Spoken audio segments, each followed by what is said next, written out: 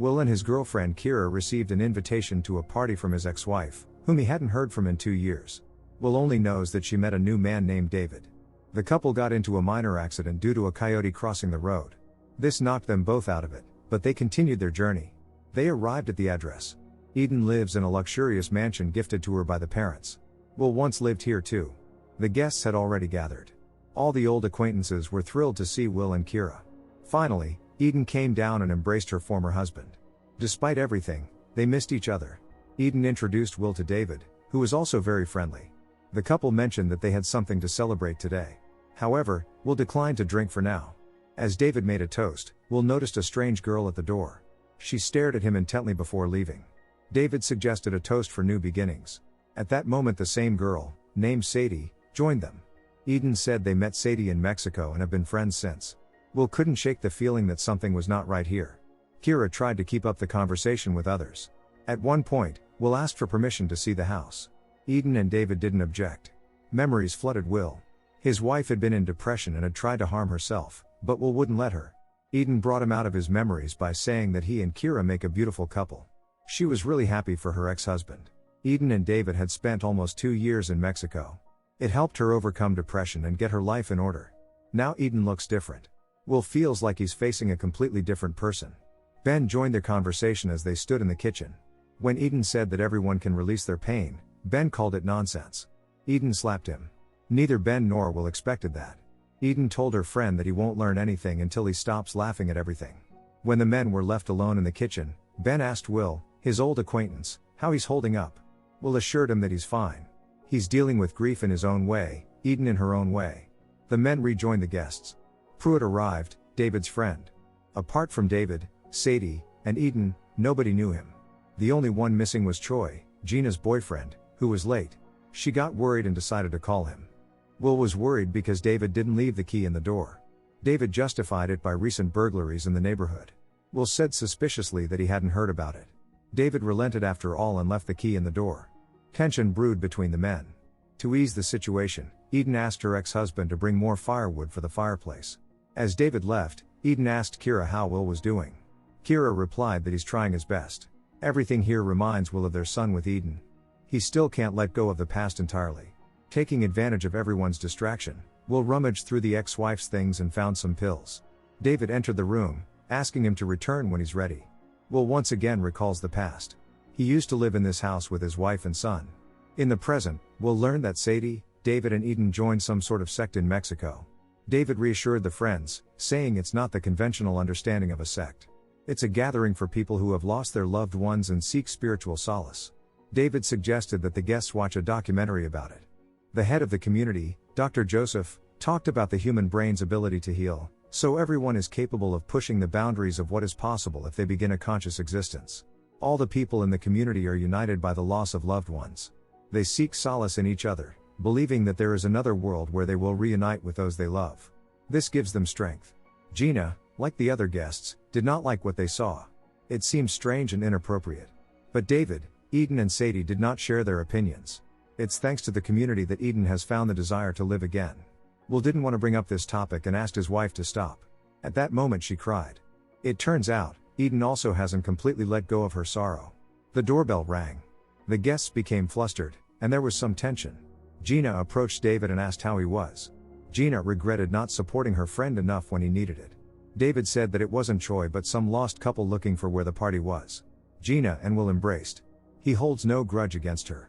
Now Will is curious about the unlabeled pills in Eden's bedroom. Miguel, the doctor, said it looked like an old-style tranquilizer. The party continues. David offered more wine to the guests. He knows that many consider him and Eden to be crazy, but they are unfazed by it.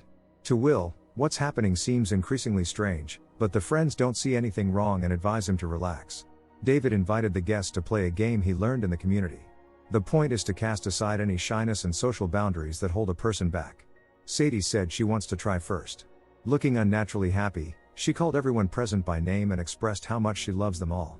It was Gina's turn. She said she wanted some substances right now. David happened to have something hidden just for such an occasion. Gina was just joking, but David was dead serious. It was Pruitt's turn for candor. He talked about his artist wife. Upon first seeing her paintings, Pruitt fell in love before meeting her in person. She was the brightest person in the world and brought light into Pruitt's life. But one day they argued. She didn't like that her husband drank too much. Pruitt lost his temper and pushed her. That push turned out to be fatal. The woman passed away. No one knew how to react to what they heard. Pruitt continued. He served 7 years in prison for what he did. It was a terrible mistake. However, Pruitt has now found healing and no longer feels guilt. Everyone guessed that Pruitt was also part of the sect. David supported Pruitt, unlike the others.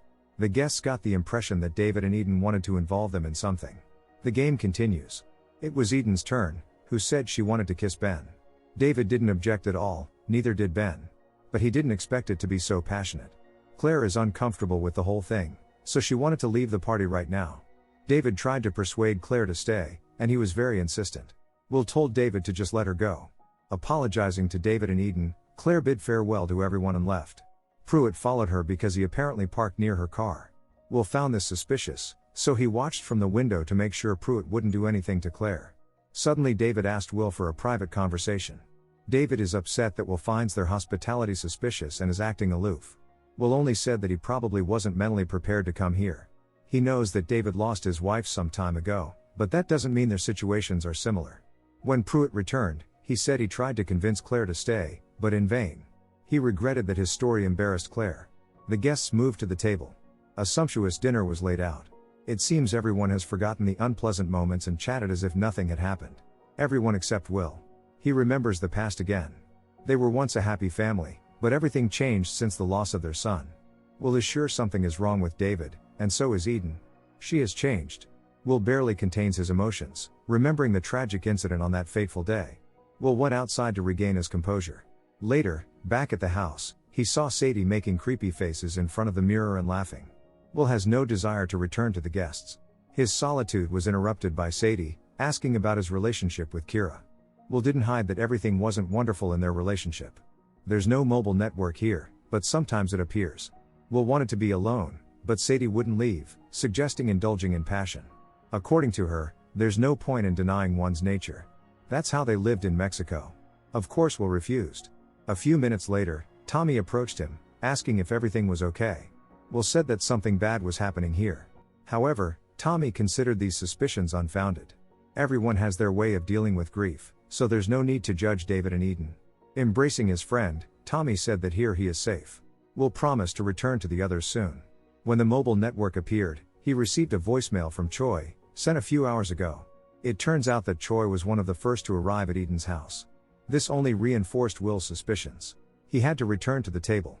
Suddenly the lights went out. Eden brought out a cake with candles. It was for Miguel, whose birthday is next week. Suddenly Will claimed that Choi arrived here at 7 in the evening. However, both Eden and David denied that Choi was here. Will got tired of this. He doesn't understand why the others don't see that something is wrong here. However, Will is sure that Eden, David, Sadie and Pruitt are dangerous sectarians and somehow linked to Choi's disappearance. Kira tried to get Will to leave, but he's not going anywhere until he figures out what's happening. Suddenly the doorbell rang. It was Choi, who said that he got a call from work when he arrived. That's why Choi had to leave urgently. Will is bewildered. He got confused, not understanding what's true and what's false. Barely holding back his emotions, Will apologized. He shouldn't have criticized David and Eden for the path they chose. To calm down, Will went to the bathroom and washed his face with cold water. However, memories of the son still haunt him. Will stood outside for a long time, hesitating to return to the others. Kira believes they should leave right now. Will replied that one can't escape the past anyway. Will feels guilty, thinking that if he had watched his son more closely on that day, the worst could have been avoided. Kira placed her hand on his, saying that living on is not betrayal. However, Will disagrees. He loves Kira, but she can't help him. Of course these words upset the girl. Returning to the guests, Will asked Eden for permission to enter his son's room. She didn't object. Everything was as it used to be in Ty's room. Will still feels the presence of his son. Unlike his ex-wife, Will can't come to terms with the loss. Eden on the other hand chose an unusual way to cope with it. Only now did Will notice the strange paintings on the walls. In the wife's laptop, he found a video of Dr. Joseph, the head of the community, saying that their fate will be decided tonight. The hardest part is to begin, just take the step.